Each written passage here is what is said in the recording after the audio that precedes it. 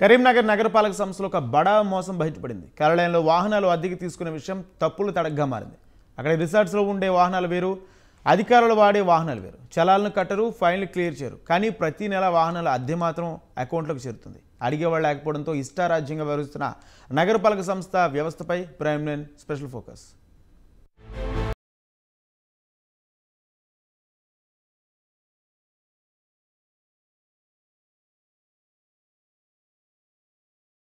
పాలక సంస్థలో అద్దె వాహనాల విషయంలో భారీగా అవకతవకలు జరిగాయి. ఈ విషయాన్ని ఇండియా జనశక్తి పార్టీ తెలంగాణ అధ్యక్షుడు బండి శ్రీనివాస్ ఆధారాలతో సహా బయటపెట్టారు. సంస్థలో జరుగుతున్న అక్రమాల గురించి తెలుసుకున్న శ్రీనివాస్ నగర పాలక సంస్థలో వాహనాల వివరాలు తెలపాల్సిందిగా ఆర్టీఐ దాఖలు చేశాడు. కానీ 3 నెలల తర్వాత అధికారులు దానికి రిప్లై ఇచ్చారు. అధికారులు ఇచ్చిన సమాధానంలో వాహనాల వివరాలు మొత్తం తేడాగా ఉన్నాయి. దీంతో వాటి ఆధారంగా జిల్లా collector, vigilance and enforcement commissioner, municipal administration డైరెక్టర్కు ఫిర్యాదు చేశారు. బాధ్యులపై చర్యలు తీసుకో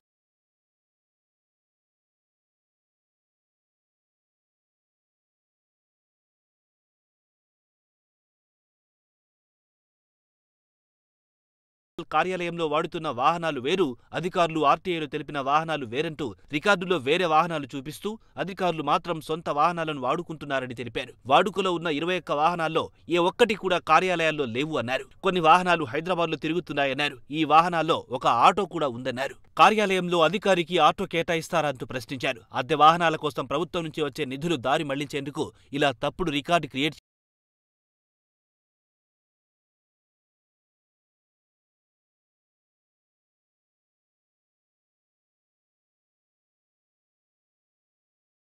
కార్యాలయంలో ఉన్న ఎక్కువగా వాహనాలు నగరంలోని వివిధ ట్రావెల్స్ కు చెందిన వాహనాలని శ్రీనివాస్ తెలిపారు. ఆ వాహనాలను వాడుతున్నట్లుగా చూపి బిల్లులను వసూలు చేస్తున్నారని చెప్పారు. నిజానికి ఆ వాహనాలకు సంబంధించి ఎలాంటి అగ్రిమెంట్ కూడా అధికారులు చేసుకోలేదన్నారు. ప్రస్తుతం అధికారులు వాడుతున్న కార్లపై కూడా పెద్ద మొత్తంలో పెండింగ్ చలాన్లు ఉన్నాయన్నారు. వీటిపై ఉన్నతాధికారులు చర్యలు తీసుకోవాలని డిమాండ్ చేస్తున్నారు.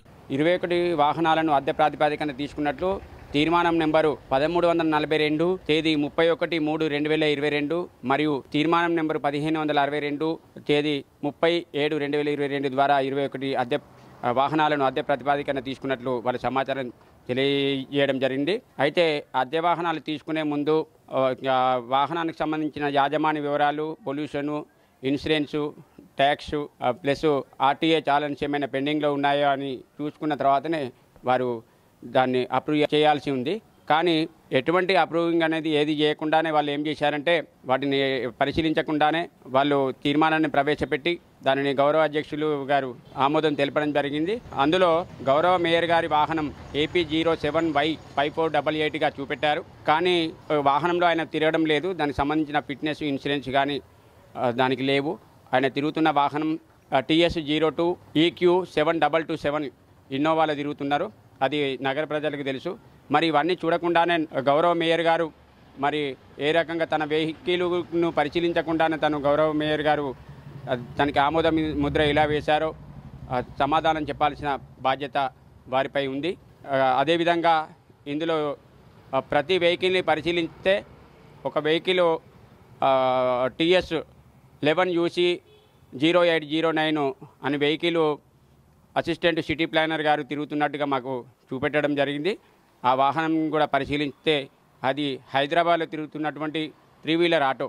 వాహనాలను మేము క్షుణ్ణంగా పరిశీలిస్తే 21 వాహనాలు అసలు అక్కడ మున్సిపల్ కార్పొరేషన్ సిబ్బంది ఎవరు కూడా నడపడం లేదు, అది తిరగడం లేదు అని చెప్పేసి మాకు సమాచారం అందింది. దానికి సంబంధించిన ఫిట్నెస్లు, ఇన్సూరెన్స్ కూడా లేవు.